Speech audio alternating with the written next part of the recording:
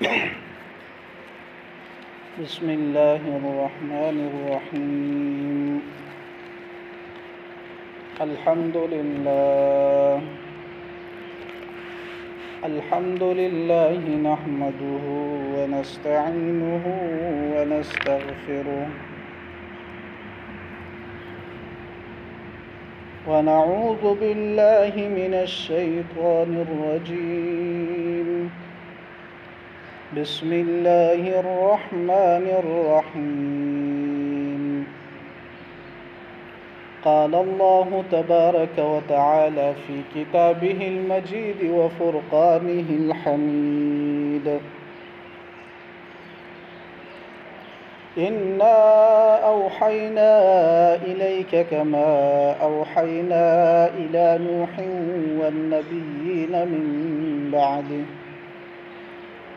وأوحينا إلى إبراهيم وإسماعيل وإسحاق ويعقوب والأسباط وعيسى وأيوب ويونس وهارون وسليمان وآتينا داود زبورا ورسلا قد قصصناهم عليك من قبل ورسلا لم نقصصهم عليك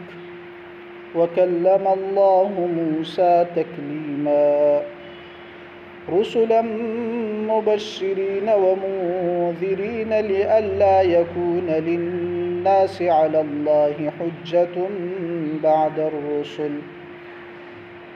وكان الله عزيزا حكيما.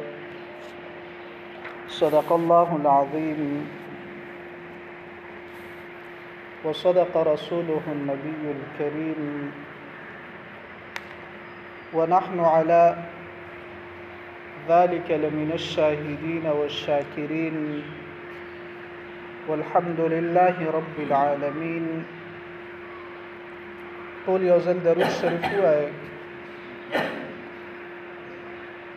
اللهم صل على محمد وعلى آل محمد كما صليت على إبراهيم وعلى آل إبراهيم إنك حميد مجيد. اللهم بارك على محمد وعلى آل محمد كما باركت على إبراهيم وعلى آل إبراهيم إنك حميد مجيد. ډېر زیات عزتمندو مسلمانانو ورونو، الله تعالی په موږ او تاسو باندې فضل کړی دی چې موږ او تاسو د حضور نبی کریم صلی الله علیه وسلم په امت کې پیدا کړیو او د یو امت لپاره د هغه امت پیغمبر چې دی دا مشعل راه آیډیل نمونه وي. د دغه نمونه یو انسان به د خپل پیغمبر هغه ځان د پاره نمونه څنګه جوړي، د قرنګ یو انسان چې هغه ته د پیغمبر په ژوندۍ باندې د چلیدو حکم دی، هغه به د پیغمبر زندگی په خپل زندگی کې څنګه راوړي. بعضی سوزونه داسې دي چې هغه تکوینی دي، لکه نبی علیہ الصلوۃ والسلام عربو کې پیدا شوی نو زموږ استاد خو اختیار نشته کنه چې لاړ شو عربو کې پیدا شو. دا د نبی علیہ الصلوۃ والسلام خپل یو جدا خاصیت دی والله تعالی ورلور کړی. د قرنګي د نبی علیہ الصلوۃ والسلام عمر چې دی مبارک دا 63 سال دی، نو زموږ استاد خدا اختیار نشته کنه چې وزن 63 سال ته ورسو ځان خودکشي وکړو یا ځان مړ کو، ځکه دا خو حرامه ده. د قرنګي د نبی علیہ الصلوۃ والسلام چهره مبارکه، داغه خایس، داغه ودونه، د قرنګي د نبی علیہ الصلوۃ والسلام چې شخصي ژوندۍ کې څومره صفات دي نو هغه زموږ استاد په اختیار کې نه دي، هغه الله تعالی نبی علیہ الصلوۃ والسلام له ورکړي. بعض کارونه داسې دي د نبی علیه الصلاۃ والسلام په سیرت کې نبی علیه الصلاۃ والسلام مونږ څنګه کړی دی جهاد په کومه طریقه کړی دی واده په کومه طریقه کړی دی به حیثیت پلار څنګه وو به حیثیت یو استاد څنګه وو به حیثیت یو اسلامی لیډر څنګه وو کور کې څنګه معاملات په سفر کې څنګه معاملات د حکومت هغه چې کومه ذمہ داری و هغه څنګه ادا کوله د قرنګ خپل لباس څنګه جوړ کړو یا د لباس کم حدود خودلی دی هغه د قرنګ خپل هولیه مبارکه په کم انداز باندې تیار کړی و نو دا هغه صفات دي چې دا نبی علیه الصلاۃ والسلام اختیاري خو نه دي دا نبی علیه الصلاۃ والسلام په خپل اختیار کړی دي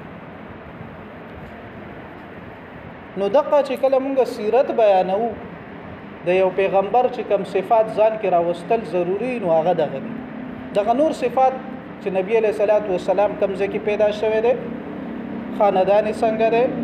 قد مبارک څنګه رنگ مبارک څنګه بیبیانی سووي بچی سو دا به ټول یو مسلمان د لپاره یادول صحیح ضروری به دا به د مینې د محبت هغه یو نخې چې انسان سکی دا یاد کی نو زمونږ استاد د سیرت چې مونږ را نن شروع کوو د دې به هم د قدوانه پهلوګانی د نبی علیه الصلاۃ والسلام خاندان دغه بام بیانو د قرنګي کوشش بدا کو چې د نبی علیه الصلاۃ والسلام خصائص او سیرت چې کوم عملی سیرت ته هغه هم بیان نو دا یو سیرت چې دا به مونږ له یاد ساتل پکاري ځکه مونږ خپل د نیکه بابا قصې هم یاد کړي او د خاندان هم یاد کړي او کم سړی ته چې د خاندان لګ ډیر تاریخ پته نو هغه بیا په خپل خاندان کې یو معزز سړی ګڼل کېږي او ټول زیاده هغه معلومات حاصلوي نو چې موږ خپل خاندان او د خپل ملک تاریخ دا یاد ساتو نو پکار د چې نبی علیه الصلاۃ والسلام هغه اخلاق هغه سیرت هم یاد بل سیرت دا عملی سیرت دی نو هغه به موږ بیانو او دا غي مقصد بدای چې هغه موږ تاسو اختیار کو پاغي باندې عمل وکړو نو موږ د ټولو نړومبه د نبی علیه الصلاۃ والسلام د خاندان نشورو کو د نبی علیه الصلاۃ والسلام په سیرت کې او عربو به علماء انصاب چې داغو کومو چا به چې د نسبتونه یادول اغه د نبی علیه الصلاۃ والسلام 22 پښتو پوری د نیکونو د نمونه چې دینو دا صحیح اخص کړی او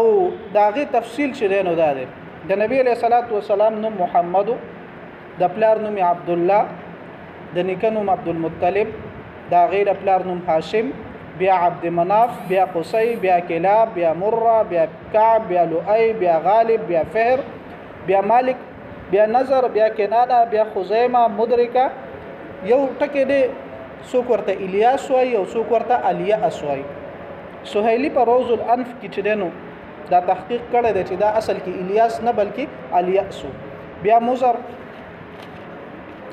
بیا نزار بیا معد او بیا عدنان د قرنګي د نبی علیه الصلاۃ والسلام سره د 22 نمونه شو د دین اخو بعضی کتابونو چې دینو هغه د حضرت ابراهیم علیه الصلاۃ والسلام پورې رسولې ده او د قرنګي ابن اسحاق چې دینو دا غي بیا په مختلف روایتو باندې د حضرت آدم علیه الصلاۃ والسلام ته رسولې او تاسو په دې مختلف جماعتونو کې لیدلی چې خلکو د نبی علیه الصلاۃ والسلام د سلسله نسب هغه یو طریقه جوړه کړې ده خود د عدنان پورې چې کوم د نبی علیه الصلاۃ والسلام د خاندان دینو دا محفوظ دی دا عربو ته یادو د دینه بره چې بیا کم دین هغه بیا د خلکو ساندازي دي او صد اسرایلیاتو نه راغستې شوی دي نو نبی علیه الصلاۃ والسلام خپل فرمای چې د عدنان نه پس چې زما څوک دا خاندان بیانې نو دا انسان سوی دا دروغ وای ځکه د دینه بعد پته نشته د عربو چې کم هغه ټیم کې چې هغه به خپل د زناورو نسب یاد ساتو چې دا خو د پلان کې لور دا د پلان کې خپل د اسب او د وخانو د چيلو د دینه سب مغویات ساتو چې دا د پلان کې ده نو اغي چې کم د نبی علیه الصلاۃ والسلام سیرت او د نبی علیه الصلاۃ والسلام د خاندان کم علم اغي سره نو دا صرف د عدنان پورې د دینه بره چې دینو دا غو سره نو د دینه بعد چې کتابونو کم لیکلي دي یا ابن اسحاق یا د مختلف سیرت نگارانو چې کم را جمع کړي دي نو دا ورته پوره نشویل چې خطا دي ځکه موږ سره د دې مخکې علم نشته او دا ورته بالکل نشویل چې دا سړي ټیک دي ځکه نبی علیه الصلاۃ والسلام فرمایي و د دینه بره چې څوک زینو دا به صحیح دا به دروغ وي بیا د نبی علیه الصلاۃ والسلام په خاندان کې د ټولو نه عظیم شخصیات چې کوم دي نو هغه حضرت ابراهیم علیه الصلاۃ والسلام او حضرت اسماعیل علیه الصلاۃ والسلام. د حضرت ابراهیم علیه الصلاۃ والسلام دا د نبی علیه الصلاۃ والسلام نه تقریبا 2600 سال مخکې تیر شوی دی. د ابراهیم علیه الصلاۃ والسلام او د حضرت اسماعیل علیه الصلاۃ والسلام د نبی علیه الصلاۃ والسلام نه څومره کاله مخکې تیر شوی دی. او دا په خپل نبی علیه الصلاۃ والسلام چې دین او دا د ابراهیم علیه الصلاۃ والسلام هغه مشهور دعا ده کوم چې په قران کې دوه درې ذکر شوی دی. او بیا دا هغه ترتیب چې دین او بیا الله تعالی په مؤمنانو باندې نعمت هم ګرځولې ده چې لقد من الله على المؤمنين اذ بعث فيهم رسولا من انفسهم يتلو عليهم آياته ويزكيهم ويعلمهم الكتاب والحكمه. د قرانګي دا د ابراهيم عليه السلام هغه دعا وا چې هغه الله تعالی څومره وخت بعد قبول کړه ده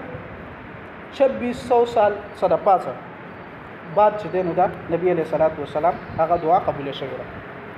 نن به موږ تاسو د نبی عليه السلام په دینکونو کې چې کوم د چا څلک ډیر تاریخ سیرت نگاران راغستره هغه به موږ تاسو مختصر بیانو. نو هغه کې د ټولو نه اول چې دینو دا د حضرت ابراهیم علیه السلام دی.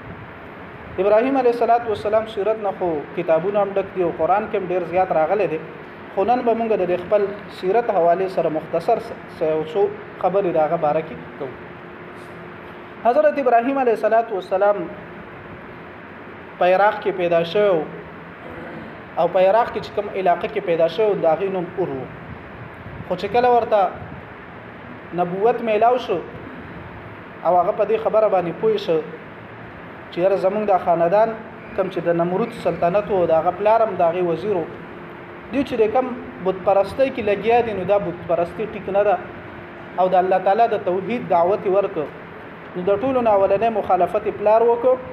او د قرنګ د نمرود هغه ټول سلطنت شیرین هغه مخالفت وکړو. په سورۃ الانبیاء کې بیا دا واقع چې د تفصیلی تور باندې راغلی ده. بیا هغه ور بلکو هغه ورته حضرت ابراهیم علیه السلام واچاو او الله تعالی هغه ور په حضرت ابراهیم علیه السلام باندې یخ کو او د قرنګ ابراهیم علیه السلام چې نو دا غور نه بچ. بیا حضرت ابراهیم علیه السلام هجرت وکړو شام او فلسطین ته. هغه ټیم کې دا ټول علاقه شام به دته ویل کېده او په هغه وخت کې چې کم ټیم کې حضرت ابراهیم علیه السلام دته سفر کاوه نو دته به ارض کنعان ویل کېده. په دې هجرت کې د ابراهیم علیه السلام سره دوه کسان نور وو. یو د حضرت ابراهیم علیه السلام کور والد سارا بیبي او دریم چې کوم کس ور سره هغه حضرت لوط علیه السلام چې کوم د حضرت ابراهیم علیه السلام سکه ورارو دا دوه ور سره او د دې چې دا لیکل خو چا نه دي کړي په سیرت نگارانو او په تاریخ کتابونو کې چې خامخه د غدري کسان چې دي نو دا د حضرت ابراهیم علیه السلام ملګری. خو چې کله قران دا ابراهیم علیه السلام واقع بیانین فآمن له لوط دا قران ذکر کوي چې دا کله هغه خپل قوم ته دعوت ورکنو نور په اچا ایمان را نوړو حضرت لوط علیه السلام د ابراهیم علیه السلام تصدیق وکړو چې ته پیغمبر یې. د قرنګ چې کله هجرت له نبی علیه ابراهیم علیه السلام روانو نو حضرت ابراهیم علیه السلام دا دعا غوښتلی و چې رب هب لي من الصالحین. نو تاسو ته پته راکم د نیک اولاد دعا خلق انسان کله غواړي چې د څه شوی د واده شوی اله د بیا انسان چې نو دا اولاد و دغه کوي چې کله واده نه شوی نو بیا د انسان څه دعا غواړي بیا د واده دعا خلق غواړي. ښه نو د دې د قران دغه شهادتونه نه د پته لګي چې حضرت لوط علیه السلام او حضرت سارا علیه السلام چې کومه د حضرت ابراهیم علیه السلام بیبي و دا د حضرت ابراهیم علیه السلام سره شریک. ابراهیم علیه السلام د ټول هغه ټیم کې چې څومره انسانيت او د ټول ته الله تعالی نبی را لګلو او داغه مقصد بیا چې نو حضرت ابراهیم علیه السلام په دې طریقه پوره ک چې اردن چې راکمه علاقه و دته خپل اوراره حضرت لوط علیه السلام چې الله تعالی ورله نبوت بیا ورک دای لګلو شام او فلسطین ته حضرت اسحاق علیه السلام چې دا د حضرت ابراهیم علیه السلام کشر زوی دای لګلو هغه په شام او په دغه کې دعوت ورکاو د قرنګ حضرت ابراهیم علیه اسماعیل علیه السلام دا چې دینو حضرت ابراهیم علیه السلام په جزیره العرب کې او په حجاز مقدس په دغه کې منتخب کو چې ته په عربو کې چې دینو د دین دعوت کوو او وقتا فوقتا کله به شام تتلو کله به عربو تراتلو کله به دغه شرط اردن د ټولو علاقو ته به وقتا فوقتا هغه د غش کاو چې را د دین دعوت چې دینو دا څنګه روان دي. بیا حضرت اسماعیل علیه السلام ابراهیم علیه السلام چې کله 86 کاله ته ورسېدو هغه پورې د ابراهیم علیه السلام اولاد نو. بیا د هغه نه بعد د حضرت هاجری بیبی نه الله تعالی حضرت اسماعیل علیه السلام چې دا حضرت ابراهیم علیه السلام له الله ورته. بیا چې کله اسماعیل علیه السلام د تاریخ شهادتونو د معلومیږي چې 12 کاله ته ورسېد قران دا شوی فلما بلغ معه السعي چې کله هغه منډو ته ورسېد دومره شو چې لکه منډه یواله شو نو بیا ورته الله تعالی د قربانۍ حکم وکړ. پدې کې بیا چې کله تاسو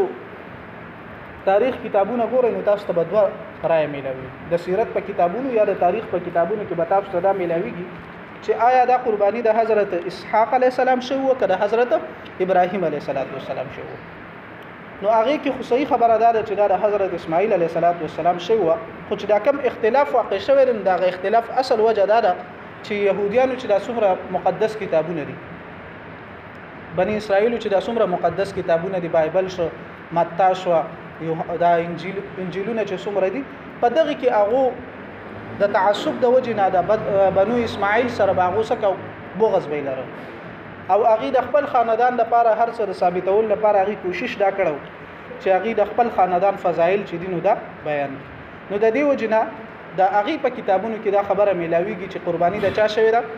د حضرت اسحاق علیه السلام شوی. خدا خبره چې دنو دا د قران دا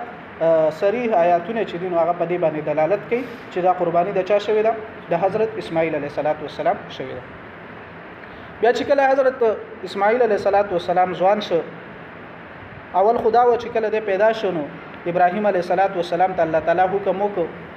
چې د هاجره بیبي او د اسماعیل علیه السلام بوز او په عربو کې په یو صحرا کې پرې. ابراهیم علیه السلام دغه حکم د تعمیل لپاره راغی او کله چې د مکې د بیت الله شریف هغه ټیم کې دا جوړ نو د دې خوا کې یغي پرې خودل او واپس شونو د کور والا ورته आवाज وکړ چې مونږ ته چاته پرې خو. نو ابراهیم علیه السلام جواب نه ورکاو تر پسلورم ځل باندې چې کله هغه درې ځله وی پسلورم ځل وی د الله تعالی حکم دی او نو چې کله دا خبر هغه ته پته ولګید چې یاره زما د خاون خو پیغمبر دی چې د الله تعالی حکم دی بیا ټیک دی بیا الله تعالی مونږ نه رسوا کوي. بیا چې کله ابراهیم علیه السلام دا سوزه ته لاړ چې دی ورته نخ کاری در نو بیا یې دعا کړې ده د مکه باره کې چې داغه په اوله سپاره او په 14مه سپاره کې راغلی ده چې دا مکه د امن خار جوړ کا او د دې اوسیدونکو ته چې دینو رزق فراخي ورکړي. د دینه بعد بیا اسماعیل علیه السلام او مور بیبي د غلطو چې بیا د زمزم د وبو دا واقع وشو. نو هغه چې کله هغه سره سلګي وبا او سلګ خوراکو څو وخت تیر شغه وبا ختم شوي مور بیبي هم تګي وو دا بچیم تګي نو دا مور و چکر چې د صفا او مروه دا غونډي وي د لګي ډیره کوي وي اوس خو تقریبا هغه دا تقریبا دا ټول سیستم مسخ کړه اوس خو پکې ټایلونه وغیرہ لګیدل کم کسان چې تل یغي بلیدل. نو هغه مور بیبي یو طرف ته منډه والا بل طرف ته منډه والا چې څوک قافلې والا په دې لار تیریږي چې ویني واغونه وګو واخلي. اخیره کې ورته یو आवाज شانتي وشو او هغه چې وکتل نو فرشته راغلی و. بعض خلک داسي وایي چې دا اسماعیل علیه السلام د خپې والی او د خپې نه پیدا شوی نه تاریخ صحیح مستند واقع چې کومه دا غدا ده چې فرشته راغلی و څوک وایي چې حضرت جبرئیل علیه السلام راغلی